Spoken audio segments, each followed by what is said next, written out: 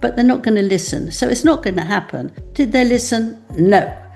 Who thought that he had finally moved away from all of the psychodrama with Prince Harry. His brother had made his decision. His father and William, that they were trapped in the most terrible life. They want to hide their secrets, and I just love digging away to find out what they don't want us to know. Now he's coming back and pretending that it's fantastic, so pleased to be here. King Charles must be in a lot of pain a lot of the time. He tries very, very hard. Understand the seriousness of the damage that he and Meghan, his American wife, have done over the past 5 years. You can't just think of it for the moment. You have to go back. There's something compelling about hearing all this nonsense.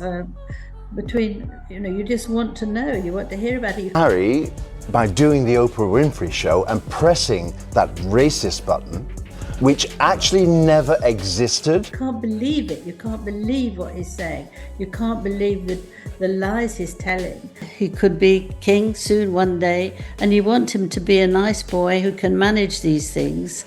It's all about him, and he can't actually get out of it. King Charles has just drawn a line in the sand, and it's leaving Prince Harry with no room to maneuver. After months of tension, speculation, and countless headlines, the father-son reunion everyone has been waiting for finally happened, and it was anything but ordinary. The king made one thing abundantly clear: there will be no half-in, half-out royal role for Harry. This isn't just a minor disagreement within the family, it's a bold statement about tradition, authority, and the boundaries of personal freedom in one of the world's most scrutinized institutions. For years, Harry and Meghan attempted to carve out a space where they could serve the monarchy while also maintaining financial independence and privacy. But the monarchy has rules, expectations, and centuries of precedent, and King Charles isn't bending them. This meeting at Clarence House, though private and brief, wasn't just a personal conversation, it was a message to the public, the media, and to Harry himself. So what exactly happened during those tense moments behind closed doors? What did Harry hope to achieve? And why did King Charles feel compelled to shut down any chance of compromise? The answers reveal a complex mix of loyalty, duty, and the heavy weight of history, plus the very real personal cost of life in the royal spotlight. And while many expected this reunion to be a warm, emotional moment, what actually unfolded will surprise even the most avid royal watchers. After 19 months of minimal contact, Prince Harry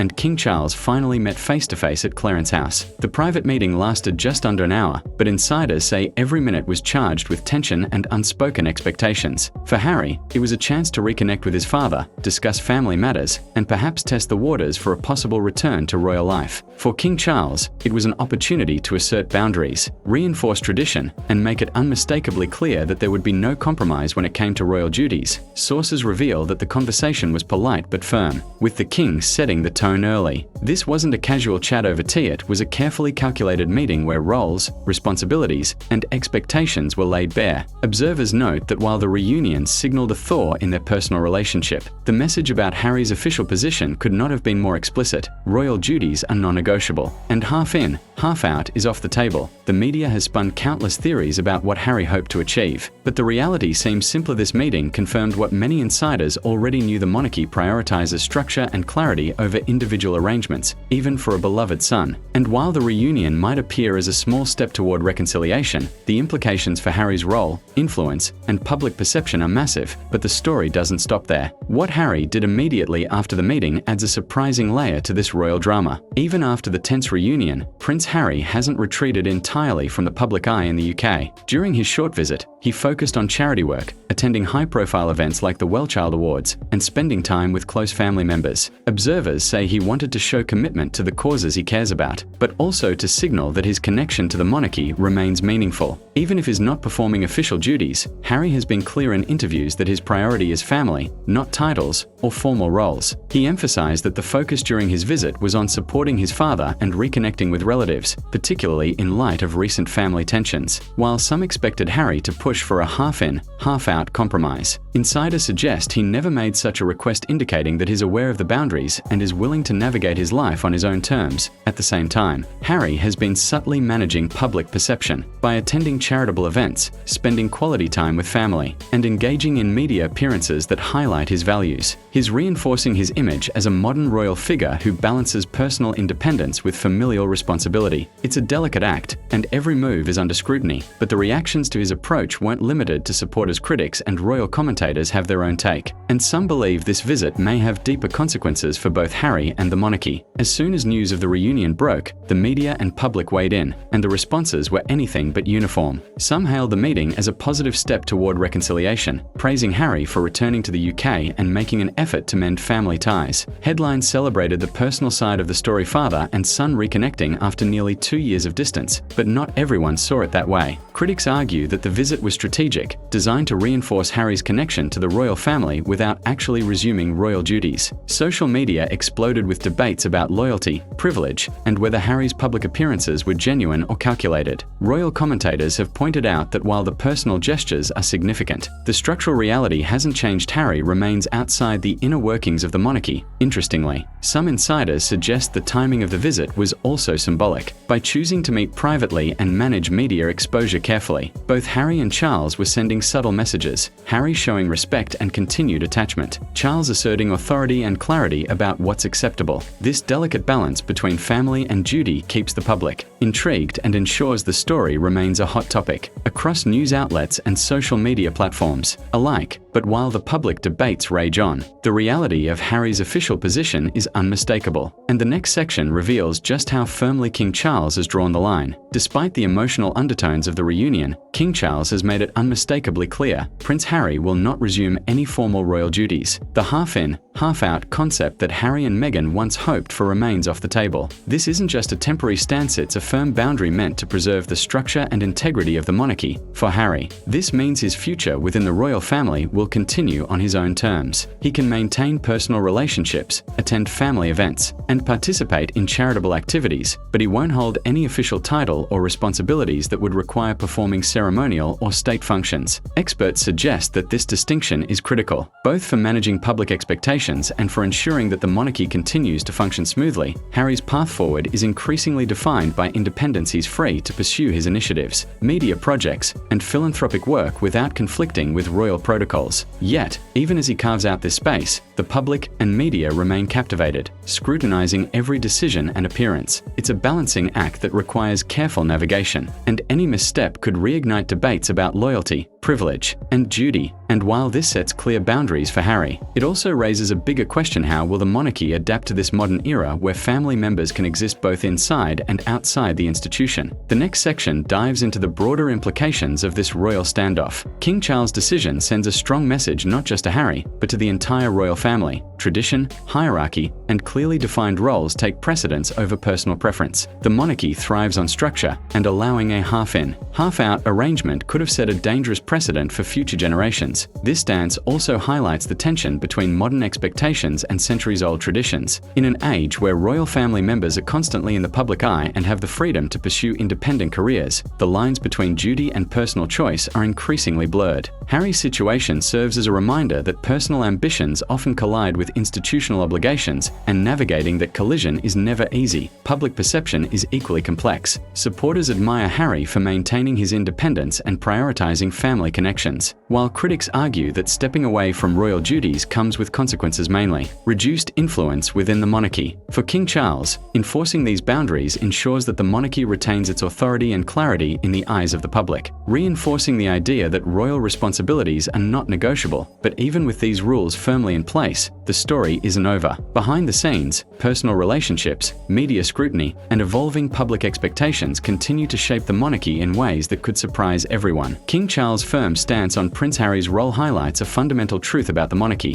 Family bonds may be personal, but royal duties are institutional. While the reunion at Clarence House offered a glimpse of reconciliation, it also reinforced the limits of flexibility within one of the world's most scrutinized families. For Harry, this means forging a path that balances personal fulfillment with public expectation, a journey defined by independence, charity work, and selective family engagement. For the monarchy, it's a reminder that structure, clarity, and tradition remain paramount, even in an era of modern media scrutiny and changing societal norms. What comes next is anyone's guess. Will Harry fully embrace his independent role, or will future events push the family toward another confrontation? One thing is clear: the royal spotlight never dims, and every move by Harry or Charles will continue to capture global attention. The line between personal choices and royal expectations has been drawn, and it may define the next chapter of the British monarchy.